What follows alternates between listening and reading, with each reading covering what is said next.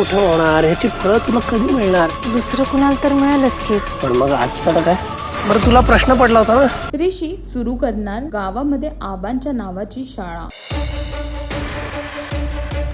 कमळ या मालिकेमध्ये ऋषी कमळीसाठी गावी राहिला आहे आणि कमळीच्या मनात गावाला घेऊन फारसे प्रश्न उत्पन्न झाले आहेत की गावी शेती सोडून लोक दुसरं काय करतील. पण तिथेच ऋषीने तिला एक अजून मार्ग दाखवला आहे की गावी फक्त शेती केली नाही जात तर दुसऱ्या सुद्धा गोष्टी आपण करू शकतो. आणि मग तो तिला एका जागे घेऊन जातो जिथे त्याने गावीच एक शाळा उभी केली आहे. तिथे छोटे छोटे चिमुकले सुद्धा आले आहेत आणि त्या शाळेचं नाव सुद्धा त्यांनी आबांच्या नावाने दिलं आहे. तिथेच दुसरीकडे ऋषीच्या आईला ऋषी गावी असल्याचं कळलं आहे. आता ह्यावरती ऋषीची आई कुठला ऍक्शन घेईल हे जाणून घेण्यासाठी तुम्हाला कमळी ही मालिका पाहावी लागेल. आणि अजून असे लेटेस्ट अपडेटसाठी टेलीचक्कर रिजनला सबस्क्राईब करायला विसरू नका.